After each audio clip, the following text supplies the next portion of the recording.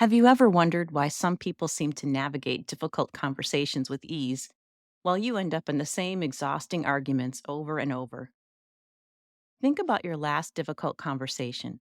Maybe your teenager stormed off, maybe your spouse just shut down, maybe your aging parent refused to even discuss getting help with something that they desperately needed help with. These moments leave us feeling helpless and wondering where we went wrong. The longer the conversation goes on, the more defensive or angry everyone becomes. There's a way out of that I want to teach you. My name is Lisa. I'm a medical doctor, a mom of teenagers, and I've lived a pretty crazy life. I'm here to share with you what I've learned along the way about creating calm and finding some clarity. If you're anything like me, you probably try to fix things to be helpful. Here's what you should do. Why don't you try? What if you just, we mean well, right? But somehow these conversations keep ending in the same place, with everyone feeling more distant and more alone. That's where validation comes in. It's simple but powerful. Validation means acknowledging someone's feelings and perspective as understandable given their situation. It isn't just saying, I understand, or complimenting them, and it definitely isn't telling someone that you agree with their behavior. It's saying, given everything you're dealing with, it makes sense that you feel this way. Before I talk about how to do this, let me share something that fascinates me about our brains. They're built for connection. When someone truly validates our feelings, their brain actually syncs up with ours. It's not just nice words, their brain is literally resonating with our emotional state. Think of it like two pianos. When someone validates you, both pianos play in harmony. But when they jump straight to problem solving, total discord. Think about the last time someone truly understood how you felt. Your whole body probably relaxed, right? That's your nervous system responding to that moment of connection. With my medical background, I find the physical effects of validation remarkable. Our stress hormones decrease, our heart rate slows, those defensive walls start coming down, and most importantly, we feel connected instead of alone. You might be wondering where I learned about validation. It was not in medical school. My journey with this started when one of my own children needed support with mental health challenges. That's when I was involved in a therapy called dialectical behavioral therapy. And a big part of that therapy was learning about validation. Being a doctor did not prepare me for sitting on the parent side of therapy. Those sessions really changed everything about how I understood communication. Shout out to Megan at Compass Health. Let me break this down into 3 simple steps that can transform those difficult conversations we talked about earlier. I use these every day, not because I'm perfect at them, but because I've seen how they can turn conflicts into connections. Step 1, find the kernel of truth. This is where I used to get stuck, and sometimes still do.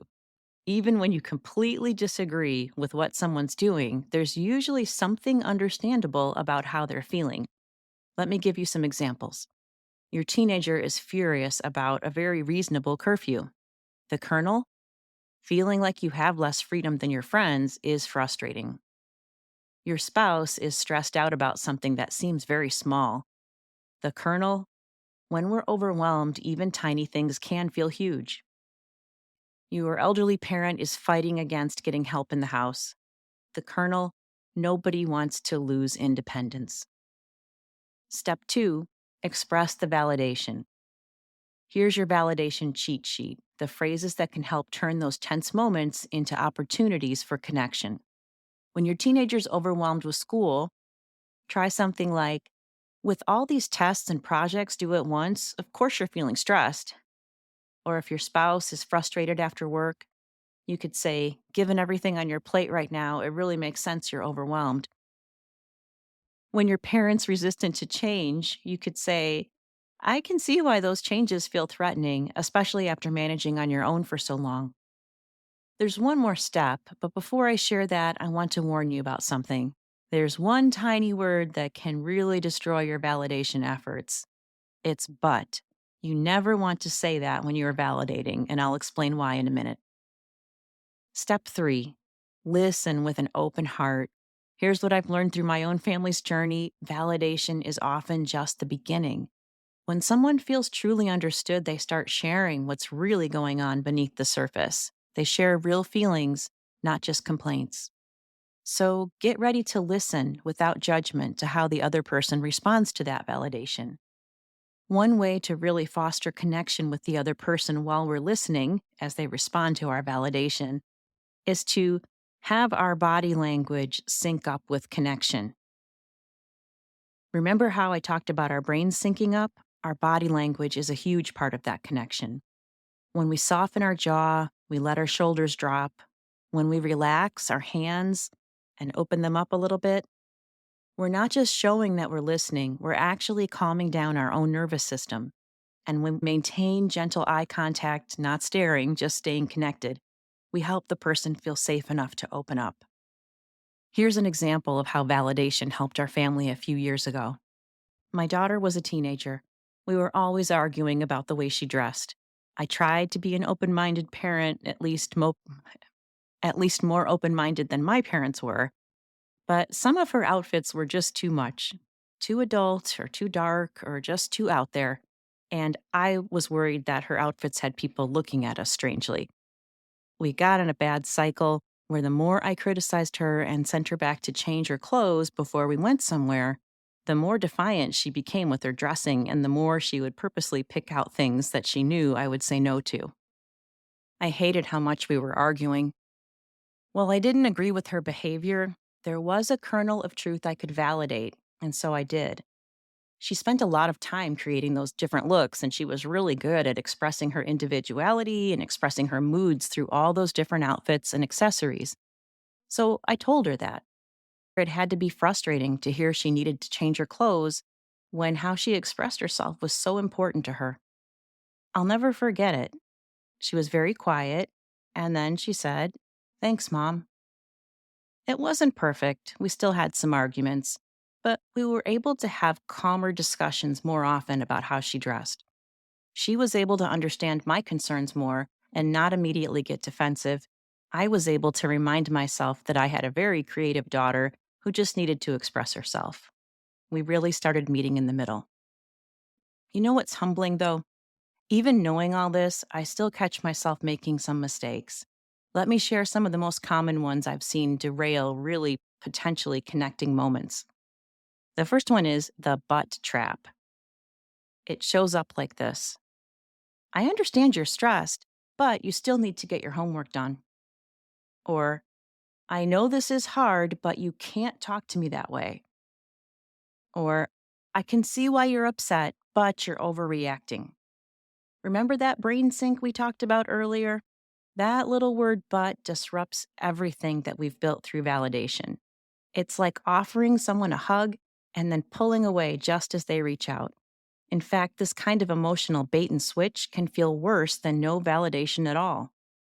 Instead, try these approaches. I can see how stressed you are. Let's figure out the homework situation together. This is really hard. How can we talk about it in a way that works for both of us? Or, with everything going on, of course you're feeling upset. Tell me more about what's frustrating you. The next one is the quick fix temptation. Here's another trap I had to unlearn: rushing to fix things. With emotional conversations, moving too fast actually slows everything down. Remember those frustrating moments when everyone feels more distant? That's often because we jump to solutions before building connection. Validation isn't just a box to check before getting to solutions. It's what makes solutions possible in the first place. Just because you validated someone and they accepted it well doesn't mean you're going to be able to move on to talk about solutions in that very same conversation. Sometimes you're just setting the stage for a later one.